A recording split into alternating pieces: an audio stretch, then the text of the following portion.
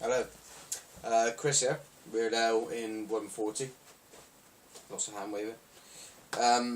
Okay, today I'm going to drink another beer. That may surprise you, it may not. Depends if you've ever watched me do this before, in which case it won't surprise you at all. But that's okay, because I'm going to do it anyway, because I like drinking beer. Today, I've got something really very special. It's a Boiler's Golden Cornish Ale from the St Ives Brewery. Now, I have lots of memories of my childhood. Holidays in Cornwall, which would have always involved day trips out to St Ives. Didn't actually stay in St Ives because my family lived elsewhere, but we would always go to St Ives. It's a lovely part of the world. You should go there if you haven't.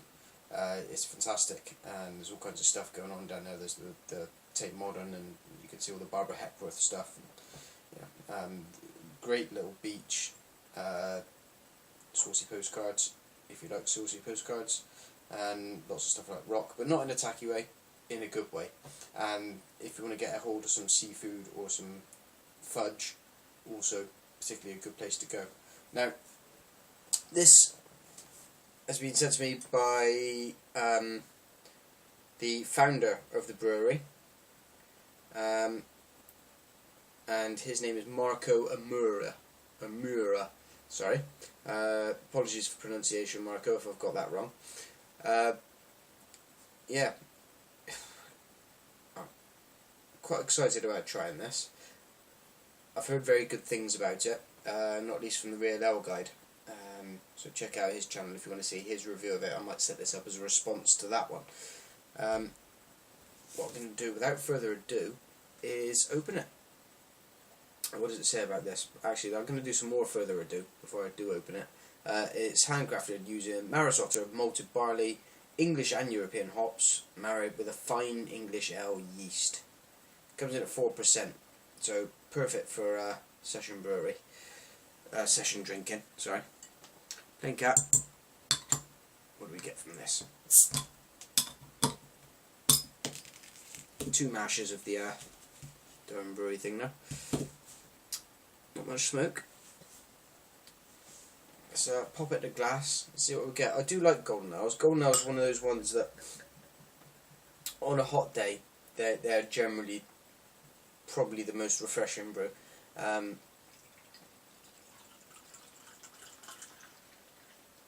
This is coming out plenty of action as it goes in.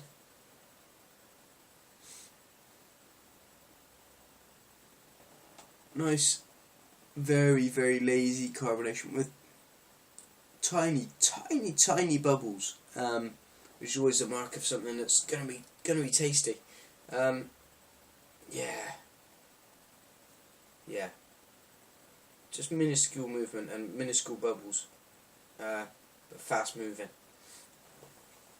Right. Apparently, the other reason I'm excited about this, because having recently been to Cornwall and found out that this is outselling all the other bottled beers, particularly in the St Ives area.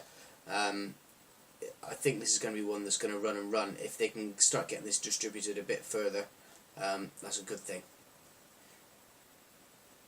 Always try and be supportive of your hometown, or your home county, if you will.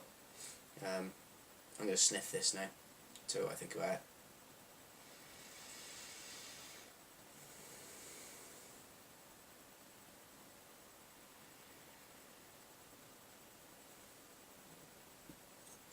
Quite a gentle touch there.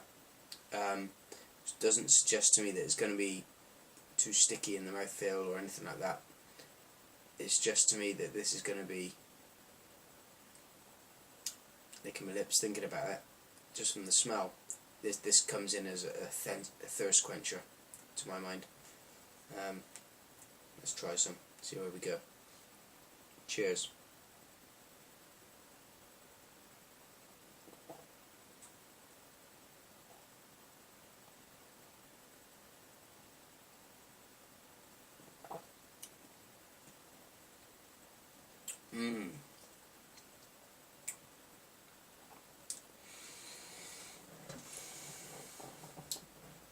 Now you'll have seen me try some other Cornish ales on this channel, things like Skinners and St Austell beers and things like that.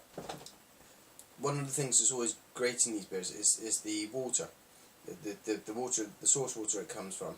I don't know if you've ever been to Cornwall and you try water out of a tap, it's like drinking spring water. In comparison to, say, where I live, where the water is horrid out of the tap. So the water quality of these, as good as proper Burton water that you'll ever find, it, to my mind, nicer in the fact that it's that bit crisper. It gives a crisper feel to the mouthfeel. Let's just try a bit more of that.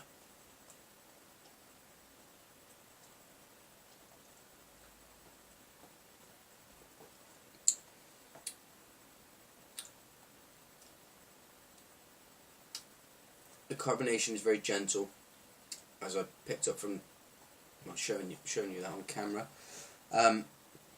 It's enough to knock it around your mouth a bit, but not overpowering.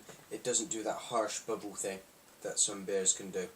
It's just the bubbles almost collapse in on themselves and go down rather than going up and shoving it around your mouth quite aggressively.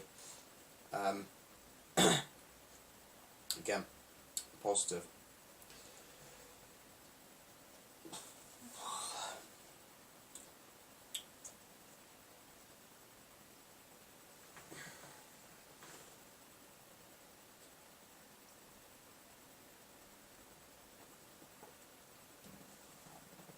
Okay.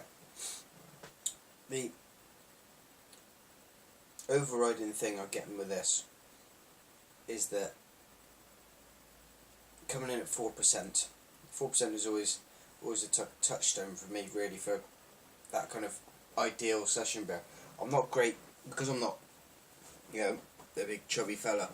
I'm not great at sinking 7, 8, 9 pints of excuse me, a beer that comes in at 4%, 3.2% or something like that. You'll have seen those around. I struggle to get enough of that in me to, make me feel like I've excuse me. Oh dear. I can't drink 7, 8, 9 pints of a 3.2 beer because I'll just be full. I'll be bloated. I'll feel unwell, essentially. 4% is that good mark where you get in and you can have 4 of those. You know you've had 4 of those, and you could be done, or you could go on and have another 2 maybe, and still feel pretty good about yourself and the world. Particularly if you were down to St Ives drinking it. Now, in terms of the taste.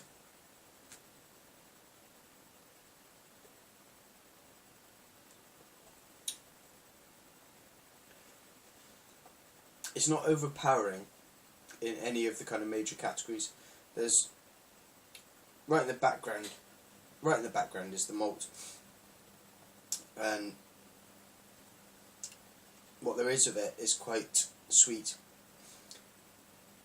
The hoppiness is not so powerful that it whacks you in the nose when you smell it and then whacks you in the back of the mouth when you get it.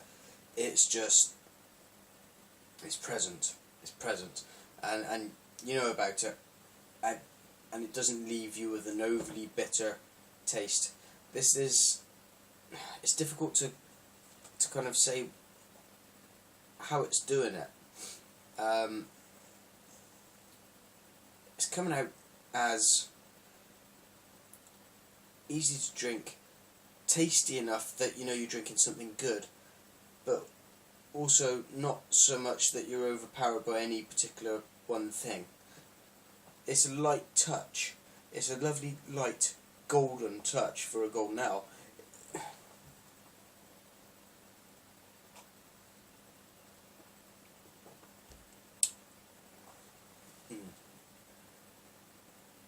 There's a touch of biscuitiness, a touch of that light malt, a touch of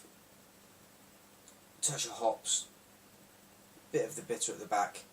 This is really good. I mean, I've probably drunk more of this than I normally would on a review, actually.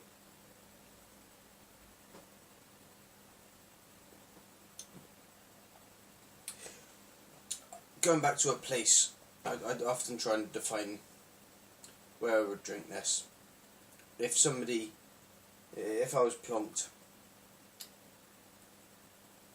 out, looking out over the sea, a pub garden looking out over the sea, and I've probably used that location before, but it's one of my favourite places for having a drink if I can get round to doing it and have the opportunity. There's something quite peaceful about that kind of, even though you've got the roar of the sea coming in, something quite peaceful about being able to look out over something so powerful. And this would be probably up in my top 10 of beers to sit and drink and relax and talk to my friends and look out over the sea and maybe have some pork scratchings and just ruminate on how the day's been and chat about whatever you chat about in the pub. Could be the future, could be past, could be utter and total nonsense. Normally ends up being nonsense when I end up in the pub, particularly after I've had 4 or 5. Excuse me.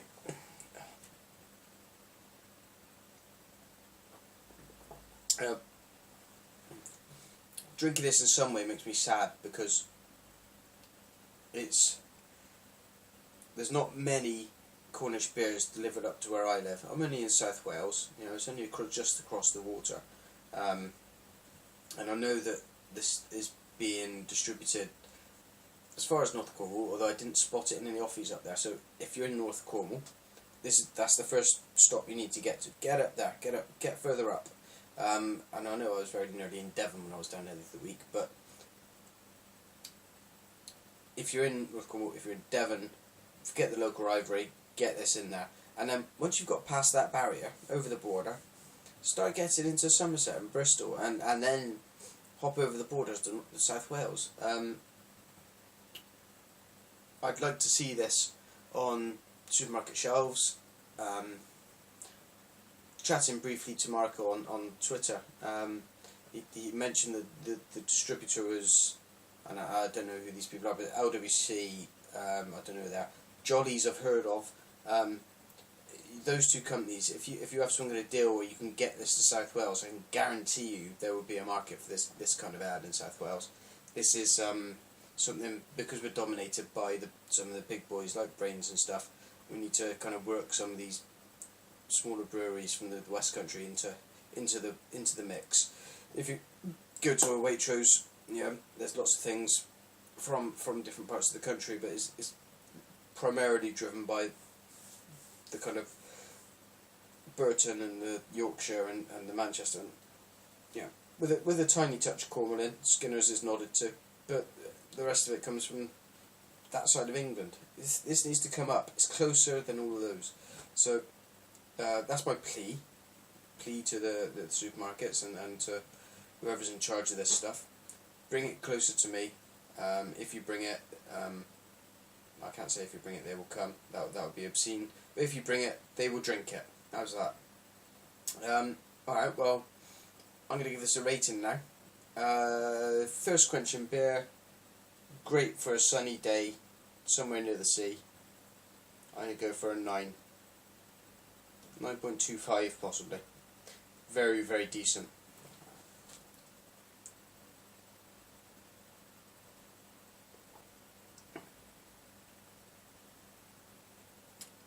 Definitely 9.25. Anyway, thank you to the Ives Brewery. Thanks for watching. Take care and cheers.